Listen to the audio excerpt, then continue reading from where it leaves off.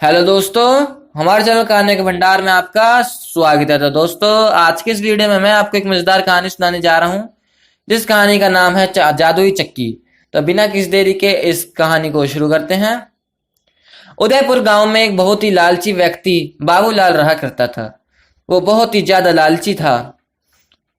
उसे बस किसी भी तरह धन चाहिए था। एक दिन गांव के कुछ लोग आपस में बात कर रहे थे होते हैं। पहला आदमी कहता है, सुना है अपने गांव में चमत्कारी बाबा आए हुए हैं। वो बहुत बड़े ज्ञानी हैं, उनसे जो कुछ भी मांगो वो अवश्य देते हैं। दूसरा आदमी, क्या बोल रहे हो भाई? क्या सच में हमारे गांव में चमत्कारी बाबा आए हुए हैं? अगर ऐसा है तो मैं अवश्य उनके पास जाऊंगा। पहला आदमी, हाँ हाँ भाई, सुना तो ऐसा ही है, चलो कल सुबह चलकर देखेंगे। मुझे तो काफी काफी कुछ मांगना है चमत्कारी बाबा से। उन दोनों की यह बातें बाबूलाल सुन रहा होता है। बाबूलाल कहता है, क्या सचमुच चमत्कारी बाबा हमारे गांव में आए हैं? अगर ऐसा है तो मैं जरूर जाऊंगा।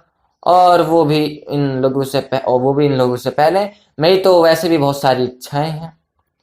थोड़ी देर बाद वो गांव के जंगल में उस चमत्कारी बाबा के पास जाता है। चमत्कारी बाबा एक पेड़ के नीचे बैठे ओम का उच्चारण कर रहे होते हैं। वो बाबा कहते हैं, ओम ओम ओम। तभी बाबूलाल उनके पास जाता है। बाबा, प्रणाम बाबा। मैं इस गांव का निवासी हूँ, मैंने बहुत सुना है आपके बारे में। मैं भी आपसे कुछ मांगने आया हूँ। अब मुझे यकीन है कि आप अपनी शक्तियों से मेरी इच्छा अवश्य पूरी करेंगे। बाबा कहते हैं, हरिओम, क्यों नहीं बेटा। हमने 100 वर्षों से तप 100 वर्षों के तप के बाद जो शक्तियां पाई है, हम उनकी सहायता से तुम्हारी सहायता अवश्य करेंगे। बताओ तुम्हें क्या चाहिए? बाबूलाल कहता है, बाबा मैं तो बस आपकी सेवा भाव से आया हूँ। बाबूलाल मन में कहता है, लगता है यह बेहतर काम करेगा। बाबूलाल कहता है, आप मेरे घर चले, मैं आपकी सेवा करना चाहता हूँ। इसके अलावा मेरे मन में कोई लालसा नहीं है। आशा करता हूँ आप मना नहीं करेंगे। बाबा कहते हैं, आज के इस वक्त में तुम्हारे जैसे इंसान जो बिना किसी लोभ मुझे आमंत्रित कर रहा हो, मैं अवश्य चलूंगा। जिसके बाद चमत्कारी बाबा बाबूलाल के साथ उसके घर जाते हैं। बाबूलाल कहता है, अरे अरे भगवान, देखो हमारे घर चमत्कारी बाबा आए हैं। तुम जल्दी से इनके लिए भोजन की व्यवस्था करो। जानकी कहती है, क्या सच में? मैंने बाबा के बारे में गांव वालों से बहुत सुना है। आप सभी की इच्छा पूरी करते हैं बाबा। जानकी कहती है फिर से, हम तो धन्य हो गए हम तो धन्य हो गए जी। मैं अभी बाबा के लिए भोजन लेकर आती हूँ। जिसके बाद चमत्कारी बाबा के सामने भोजन की थालियां सज जाती हैं और बाबा पेट भरकर भोजन करते हैं। बाबा कहते हैं, अरे वाह वाह बेटा, इतना स्वादिष्ट भोजन खाकर तो मेरी आत्मा ही संतुष्ट हो गई। वाह, मैं बहुत खुश हूं। अब बोलो बच्चा। बाबूलाल कहता है मन में, अरे बाबा, जल्दी से कुछ मांगने को कहो ना, मेरी सांसें सूख रही हैं। इतना तो हम किसी को नहीं खिलाते जितना तू एक बार में ठूस गया है। बाबूलाल कहता है, अरे बाबा, यह तो हमारा सौभाग्य है कि आप हमारे अतिथि बनकर पधारे हैं। बाबा कहते हैं, वत्स, मैं तुम्हें कुछ देना चाहता हूँ। बाबूलाल कहते हैं, अरे बाबा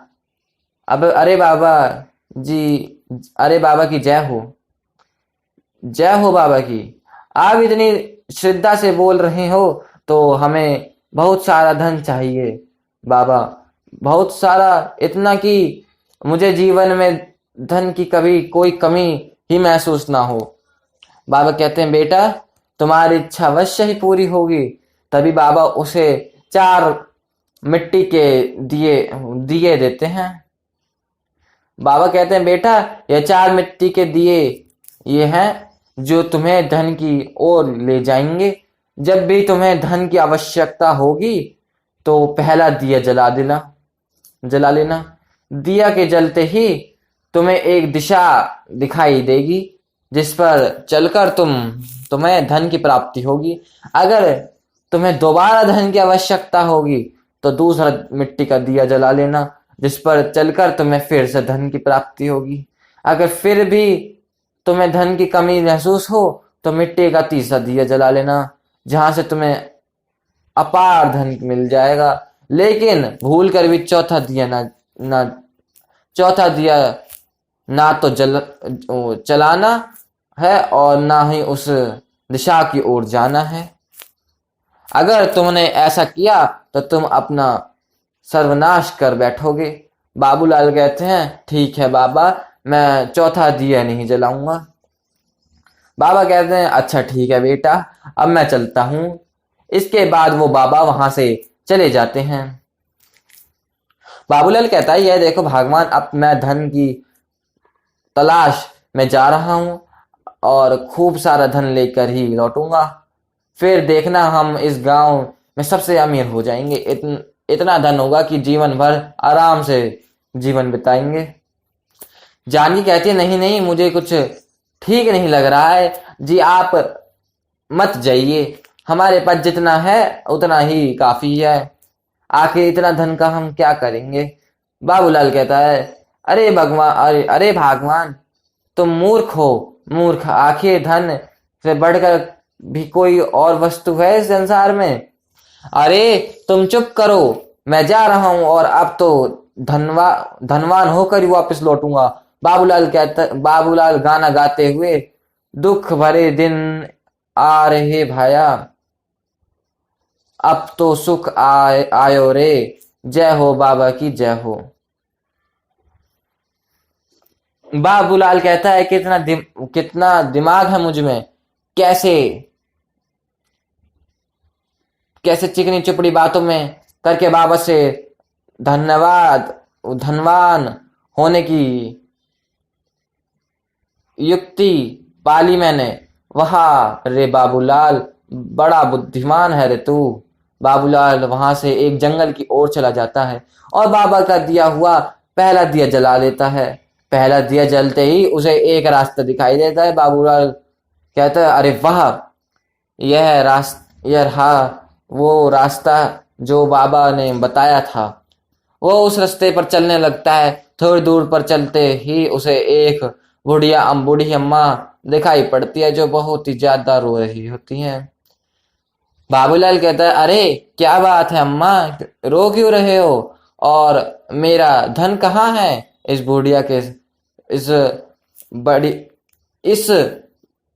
बढ़िया से बात करके देखता हूँ। बाबूलाल कहता है, अरे अम्मा, इस जंगल में तुम अकेली और रो क्यों रही हो।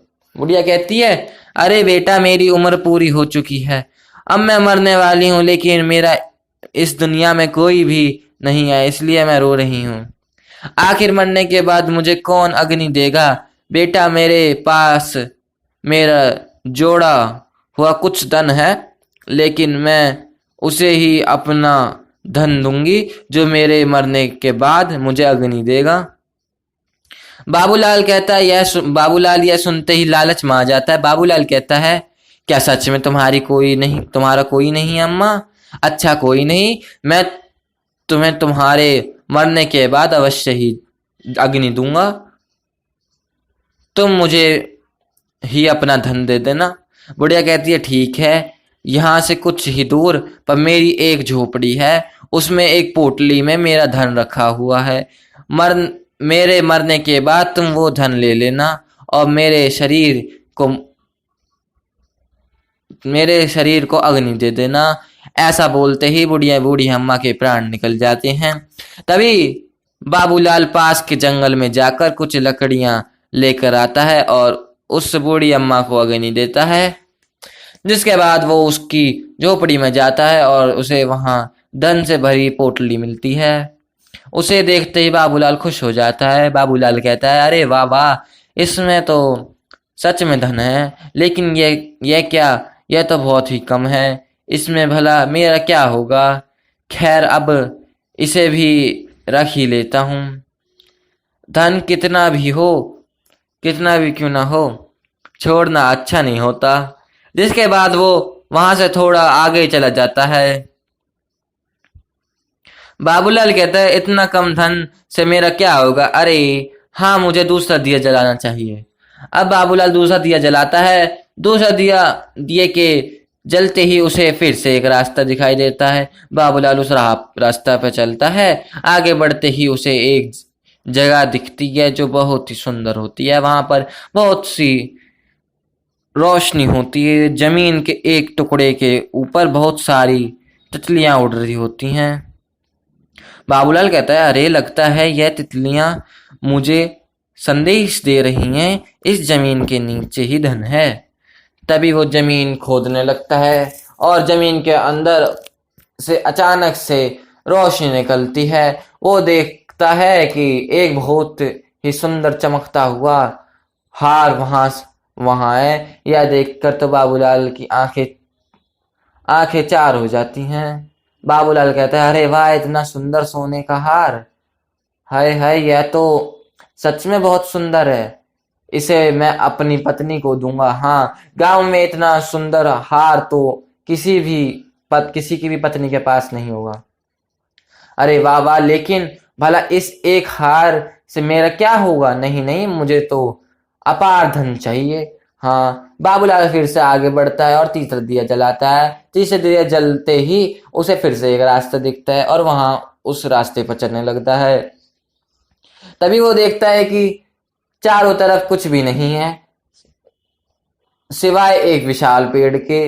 वो उस पेड़ के पास जाता है। बाबूलाल कहता है अरे ना जाने कहाँ होगा अपार धन, मुझे तो कुछ दिखाई नहीं दे रहा है और अब तो मैं थक गया हूँ। जिसके बाद वो उस विशाल पेड़ के नीचे बैठ जाता है। थोड़ी देर बाद उसे ऊपर एक पत्ता गिरता है। जिस जैसे ही वो ऊपर देखता है उसे एक घड़ा जो बहुत चमक रहा होता है पेड़ की टहनी पर लटका दिखाई देता है। बाबूलाल यह देखकर हैरान हो जाता है। बाबूलाल कहता है यह मिट्टी का घड़ा इतना चमक क्यों रहा है। तभी वो पेड़ के ऊपर चढ़ जाता है और वो घड़ा उस टहनी से उतार लेता है। जैसे ही वह घड़े को देखता है उसकी आंखें खुली की खुली रह जाती हैं। उस घड़े में खूब सारे सोने चांदी के सिक्के होते हैं। बाबूलाल कहता है अरे वाह वाह इतना सारा सोना चांदी, यह तो बहुत सारा धन है। हाँ अब लगता है कि मेरे हाथ कुछ धन आया है। हाँ लेकिन यह नहीं, यह भी मेरे लिए अपार धन नहीं है। लगता है चमत्कारी बाबा ने मुझे चौथा रास्ता इसलिए नहीं बताया क्योंकि वो खुद ही उस अपार धन को प्राप्त करना चाहते होंगे। लेकिन नहीं, मैं ऐसा नहीं होने दूंगा। वो अपार धन तो मेरा ही होगा। मैं चौथा दिए को जलाकर उस चौथे रास्ते पर अवश्य ही जाऊंगा। तभी वो चौथा दिया जलाता है और उसके रास्ते पर चलने लगता है। थोड़ी दूर चलते ही वो देखता है कि वो एक बहुत ही सुंदर महल के पास पहुंच गया है जो बहुत ही आलीशान है। बाबूलाल कहता है अरे वाह इतना सुंदर महल, यह कितना सुंदर है, लगता है अपार धन मुझे यहीं मिलेगा। बाबूलाल इस महल के अंदर जाता है। वो देखता है कि एक बहुत ही बूढ़ा व्यक्ति चक्की चला रहा होता है और उसे उसके आसपास अपार धन पड़ा है। इतना धन देखकर वो खुश हो जाता है। बाबूलाल कहता है वाह वाह वाह इतना धन तो मेरे लिए अपार होगा। लगता है यह मेरे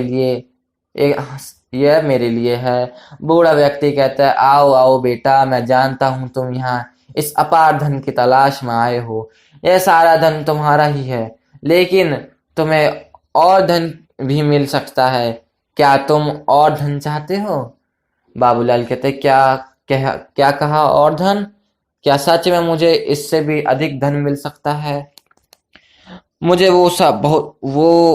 मुझे तो बहुत सारा अपार धन चाहिए। हाँ हाँ, मैं इस संसार में सबसे अधिक धनी होना चाहता हूँ। बूढ़ा व्यक्ति कहता है अच्छा तो ठीक है, अगर तुम और भी ज्यादा धन पाना चाहते हो तो हमें उसमें तुम्हारी मदद यह चक्की ही कर पाएगी। यह जादुई चक्की है, तुम जितना इसे चलाओगे उतना ही धन तुम्हें आप पास आता जाएगा। यह सुनकर बाबूलाल खुश हो जाता है और चक्की को उस बूढ़ा आदमी चला रहा होता है उसे चलाने लगता है। ऐसा देखते ही देखते वहां अपार धन का ढेर लग जाता है और बाबूलाल चक्की चलाते चलाते थक जाता है। थोड़ी देर बाद बाबूलाल कहता है अब बस, अब और नहीं, अब और ये चक्की नहीं चला सकता मैं, मुझे इतना ही धन पर्याप्त है। लेकिन जैसे ही वह चक्की को छोड़ने लग चाहता है, चक्की उसे नहीं छोड़ने देती। वह चाहकर भी अपने हाथों को चक्की से हटा नहीं पा रहा होता है। बाबूलाल कहता है, अरे ये क्या हो रहा है मेरे साथ, आखिर मैं मेरे हाथ क्यों इस जादुई चक्की की क्यों इस जादुई चक्की की को नहीं छोड़ पा रहे हैं। बहुत बूढ़ा व्यक्ति कहता है, बेटा यह सब तुम्हारे ही अपार धन के लालच की देन है। मैंने भी तुम्हारी तरह उस चमत्कारी बाबा का चौथा दिया जलाया था और यहाँ और अधिक धन के लालच में आ गया था।